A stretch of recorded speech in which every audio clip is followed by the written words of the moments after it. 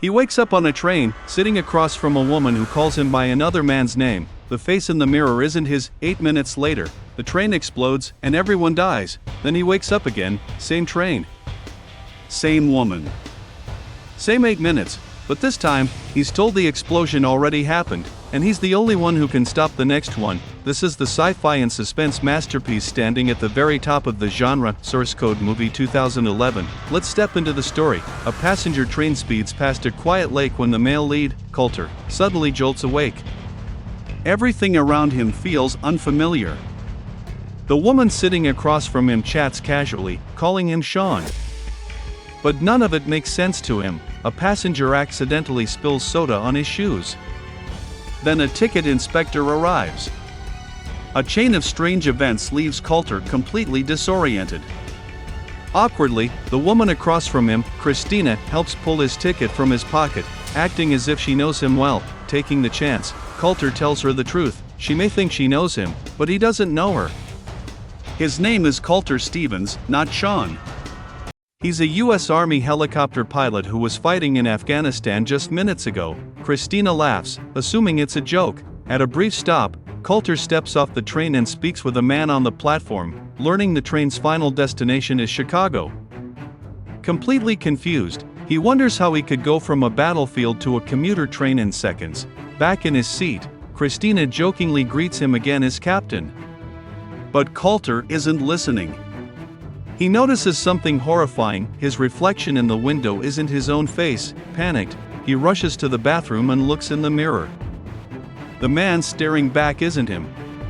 In the wallet, he finds an ID, Sean Fentress, high school teacher. Before he can process it, the train enters downtown Chicago. A freight train carrying fuel tanks races past, and in an instant, the passenger train explodes. Everyone on board is instantly killed. Coulter wakes up again, now trapped in a dark, sealed chamber. A female military officer named Goodwin speaks to him through a screen. Coulter demands answers. Where is he? What just happened? She ignores his questions and only asks one thing: who planted the bomb? She tells him he will be sent back onto the train, and he will have 8 minutes to locate the bomb and identify how it was triggered. Before he can argue, he's pulled back. Coulter wakes up on the train again. Same seat. Same woman. Same conversation. Soda spills again, but this time, Christina wipes it off for him. He realizes each jump contains small differences. He starts a timer for 8 minutes. Remembering that the explosion came from the rear, Coulter heads to the back of the train and quickly discovers the bomb hidden inside a bathroom vent. A cell phone attached to it confirms the bomb is remotely detonated. Disarming explosives isn't his specialty, so he improvises. Pretending to be transportation security, he orders passengers to shut off all electronic devices. If the bomber can't send the signal, the bomb won't explode. Most comply except one man wearing sunglasses. Coulter loses his temper and punches him, knocking him out cold. As passengers stare in shock, the train explodes again. Coulter wakes up in the chamber, gasping for air. He realizes every jump causes physical strain on his real body. Furious, he demands the truth. After approval from higher command, Goodwin finally explains. Earlier that day, the rail train was destroyed. Everyone on board is already dead. Coulter's mission is to enter the body of Sean Fentress and relive the last 8 minutes to locate the bomb and identify the bomber. Too many explanations waste time, and time costs lives. Coulter reports the bomb's location and trigger method.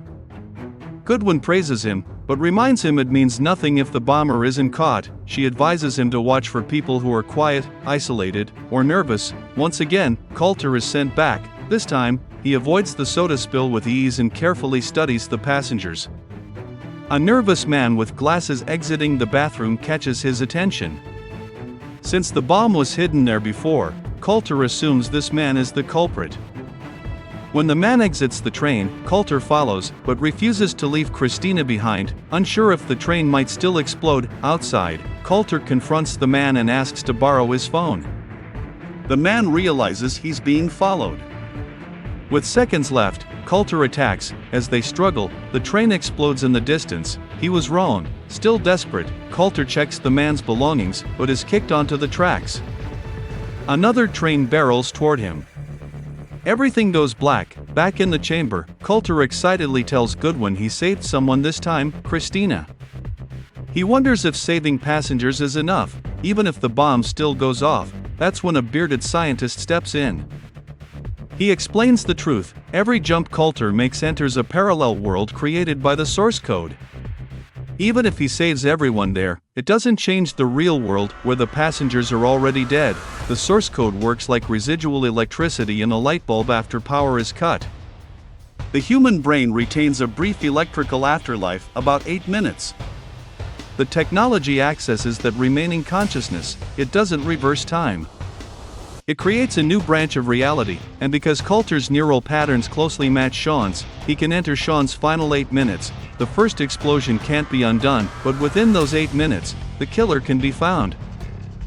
By doing this, they can stop a future tragedy in the real world, because the bomber's next target is downtown Chicago, and this time, it's a radioactive device. The consequences would be unimaginable. That means they're running out of time. Before the next jump, Goodwin tells Coulter that there is a storage compartment inside one of the train cars. Inside a locked safe is a handgun, which he can retrieve if necessary. Coulter is sent back onto the train once again. Using a flashlight, he opens the storage room, unlocks the safe, and takes the gun.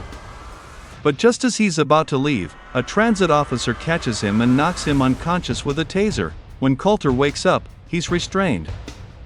The 8 minutes are almost over. He looks at Christina gently and asks her a quiet question. If you had only 1 minute left to live, what would you do? Coulter answers his own question. I'd call my father and tell him I'm sorry. Moments later, the train explodes again. Back in the chamber, Coulter desperately wants to call his father. Before deploying to Afghanistan, they had a huge argument. He left without saying goodbye. Now he wants to apologize, but Goodwin knows there's no time for that and quickly changes the subject.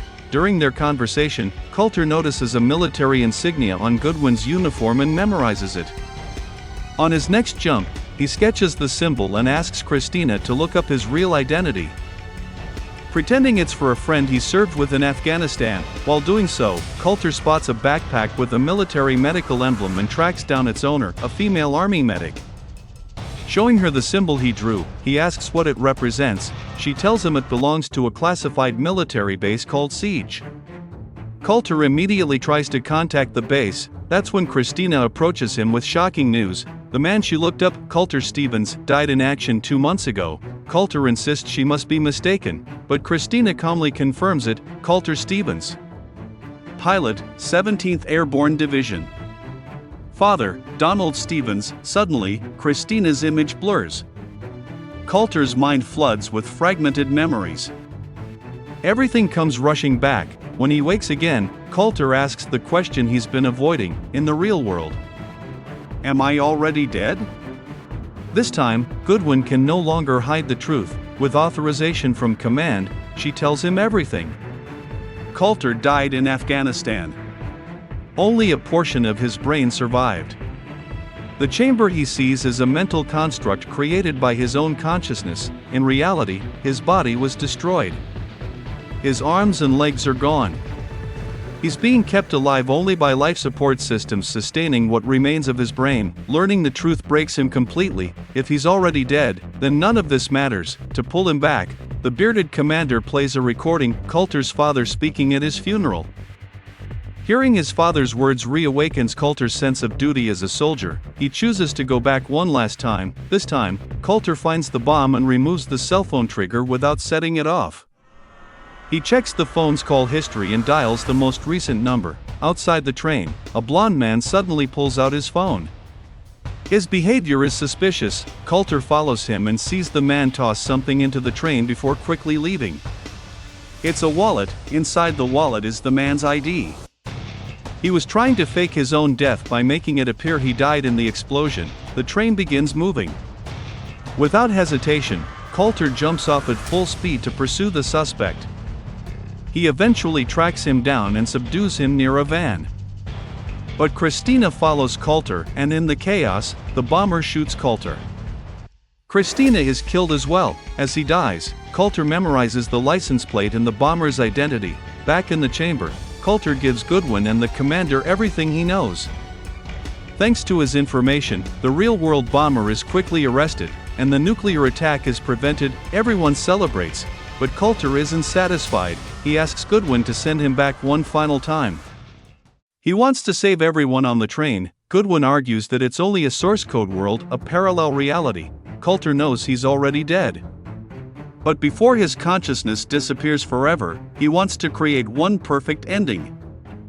He asks Goodwin to cut the power exactly after 8 minutes. This request violates every rule, but Goodwin agrees. Coulter returns to the train one last time. He immediately captures the bomber, calls the police, and turns him in. Then he returns to his seat, pays the comedian to entertain the entire car, and fills the train with laughter. With less than a minute left, Coulter kisses Christina and waits. In the real world, Goodwin shuts off the power. Coulter Stevens officially dies, but something impossible happens. In the parallel world, Coulter is still alive. The 8 minutes don't end. This world continues. Coulter remains there, living as Sean, falling in love with Christina. In a reality created by the source code. So if you were given 8 minutes, which moment of your life would you choose to return to? The movie end here. Thanks for your watching. Leave your comments below and don't forget to subscribe for more videos like this, turn on the notification, and leave a like to help the channel out.